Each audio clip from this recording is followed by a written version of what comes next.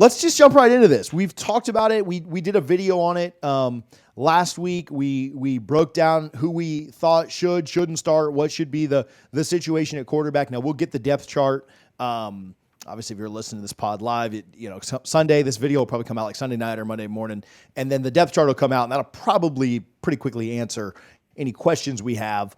I'm pretty confident in what happens, but before we get to like what's going to happen, what Norvell will do with this starting quarterback, what are you thinking? What are your thoughts on what should happen at the quarterback position when a depth chart comes out tomorrow? Yeah, I fully expect DJ Uiagalelei to be the starting quarterback this week against Memphis. I disagree with that. Again, I'm speaking as a fan, not as a head coach. I think it's time you move on past DJ at this point. You just have to. You need to see what you have in either Brock Glenn or Luke Kromenhoek at this point. I think one of those two is your future for the next 2 to 3 years. DJ Uiagalelei is going to be gone after this year. And, all the goals for the season this year, realistically, are off the table. You might win the state championship. I don't think you're beating Miami. We'll talk about that when we get to Miami week. But that's there's 3 goals for Florida State every year. Win the state championship, win the conference championship, and win a national championship. You're not winning the conference or national title this year. So why go with a rental for the rest of the season for 10 more weeks, right? I just don't see any point in that. I would love to see Brock Glenn take over. Or if Mike Norvell thinks Luke Kromenhoek is the guy, let Luke Kromenhoek take over.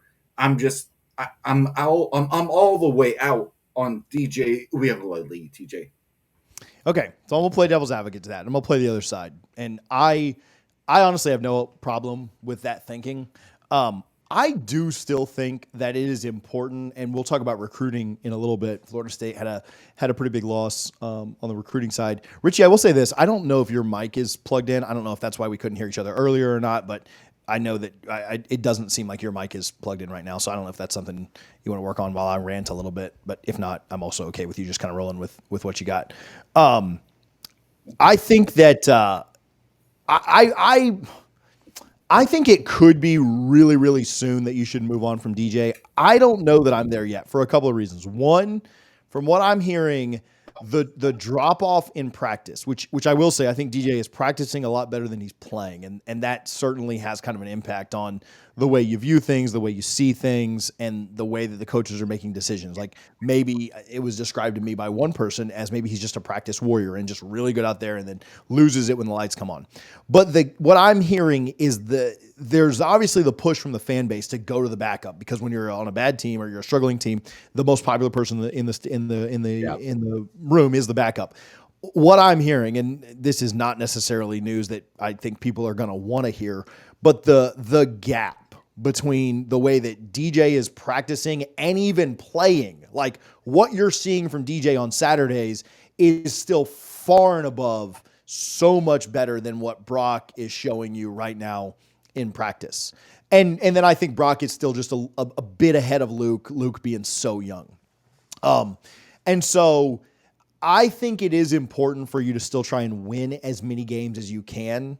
I understand that our season expectations, the goals are done, are finished, but I still think there's a difference in 7-5 and 3-9, right? If you could somehow, and I'm not saying that you get to 7-5 with DJ. 3-9. Oh, but that's, to me, that's where I'm looking at, is if you play Brock, I'm not confident you can get to a bowl. And I'm not super confident you can get to a bowl with DJ. The Vegas, we'll talk about BetUS here in a minute. The Vegas over-under has moved to 5.5 with the juice on the over. But I do think that DJ gives you a better chance to get to that 6th or 7th win. Just based on, now I've not been to practice. I've not seen practice. I know that everybody wants to kill the people that have gone to practice, like they're any different than the staff or the coaches or the national media out there. I don't think they are. Let's maybe ease up on some people. But I think Brock is pretty significantly behind DJ, and that's why so if I hadn't been told that, I'd say let's just move on. Let's get the young guy reps. Now, here's where I'll agree. If you lose to Memphis, Memphis is a pretty decent team. They're a really good group of 5 team. They're not as good as Cal. They're not as good as Miami. They're not as good as Notre Dame. They're not as good as Florida, with Lagway maybe. There's a lot of teams on the schedule that would be better than them. I don't know if they're as good. Like North Carolina might be better. SMU, as bad as they've looked, might be better. So if you lose to Memphis with DJ and you can't beat them, then I think you realize that you're not making a bowl. You're 0-3. You've lost to 3 of the worst teams on your schedule. At that point, the season is a wash, and you really should just prepare guys for the future. And as much as I do want to prepare guys for the future, I think it's important to go out and try and find your way to get to a bowl. Try and find your way to get to 6, 7. If you get to 7-5, then an 8th win in a bowl. So that's my take on it. I think you could get halfway through the Memphis game, and if DJ has 2 picks and you're down by 14, at that point you just pull the leash and say, like, we're not going to do this. But I also think you've got to give it a little bit more time, because I'm not very confident, and that's not me crapping on Brock. I'm just, based on what I'm hearing, I'm not super confident that he can lead you to be any more successful than you already are. I guess you move on from DJ once you say we literally cannot win games with any quarterback, so we might as well just get young guys reps. I don't know. Thoughts on that? You don't have to agree, but just thoughts around that. All right, we'll get right back to chatting with Richie, but first I want to give some love to the Mango Board, the National Mango Board. We did an event with them. We went out to their Joyride. We appreciate them for all their support. They were out of the game on Labor Day. Always good time seeing them. If you're going to be in town and you see them at an FSU game, you can't miss them. They're right by the iHeartRadio tent. Go say hello. Go say that you heard about them on Double Fries No Slaw. We appreciate the Mango Board so much for their support, not only of FSU athletics, but also this channel. If you're not going to a game, if you're not going to see them in person, just go grab a couple of mangoes the next time you're at Publix or whatever your local grocer is. Get your mangoes. They're the best. It's the best fruit on earth. I'll debate anybody. Make sure you get your mangoes. Appreciate the Mango Board for their support. My thoughts are, we both thought we would win the ACC heading into the season. And the playoff was a very real expectation. And now we're sitting here talking about, will we make it to a bowl game? To me, that's where this conversation starts and ends. And it's fine, because, teams have things like this. USC started number 1 in the country back in, this was a long time ago. I'm going to age myself, back in the early 2000s, and finished this in rank. These seasons like this do happen, but it's just so frustrating that we had such high hopes that even if we didn't win the ACC, we thought we might be able to backdoor our way into a playoff spot. And it's just not happening this year. And now we're sitting here talking about, how can we just get to a bowl? It's just, it's so frustrating. But again, if you've watched enough college football for as many years as you and I have, TJ, you understand that these type of seasons do happen, but it's still so frustrating that here we are right now, 0-2. We'll talk about the Memphis game here shortly, and these lines that are all over the place, with a very real chance to start 0-3.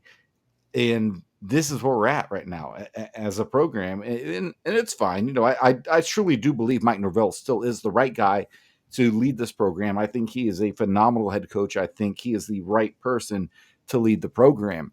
But man, this season is going to suck, isn't it, TJ? It doesn't seem very fun, for sure. It's hard. It's really hard because of where your expectations were and what you thought you could do. Now, you got the bye week at a good time.